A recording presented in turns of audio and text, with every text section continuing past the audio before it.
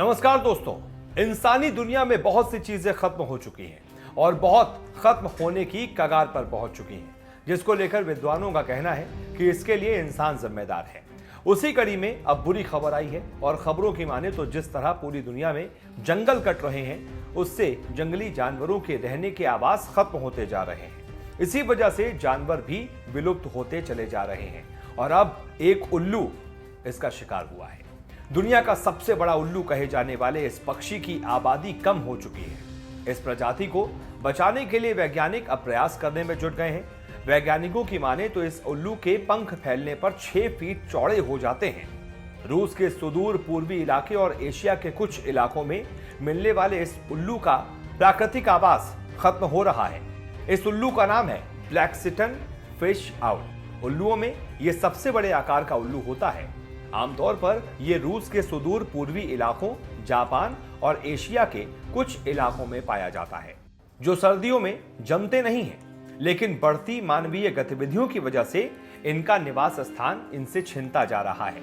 जानकारी देते चलें कि ब्लैक फिश आउल का नाम इंग्लैंड के प्रकृति वैज्ञानिक थॉमस ब्लैक के नाम पर रखा गया है। इन्होंने ही इस उल्लू की खोज जापान के होकाइडो द्वीप में की थी।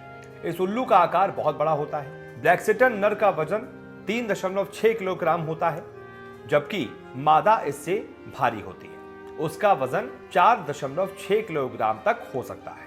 साथ ही मादा नर से आकार में 25% ज्यादा बड़ी होती है।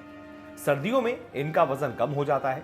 वैज्ञानिकों की माने तो ब्लैक फिश आउल की लंबाई 24 से 28 इंच होती है, लेकिन इनके पंखों का फैलाव सबसे ज्यादा होता है। जब ये उड़ते हैं तो इनके पंखों का फैलाव 5.10 फीट से लेकर 6.30 फीट तक होता है।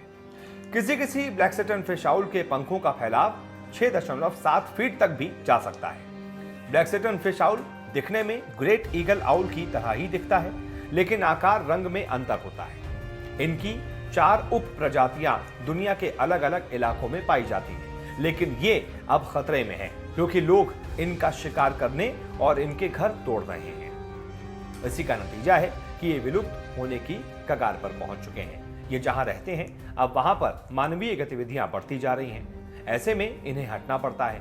जंगल कट रहे हैं। ऐसे में ये नई जगह की तलाश में भटकते हुए मारे जा रहे हैं। तो आप समझ सकते हैं कि वैज्ञानिक क्यों चिंतित हैं और इसका कारण क्या है और क्यों उल्लू विलुप्त होते जा रहे हैं।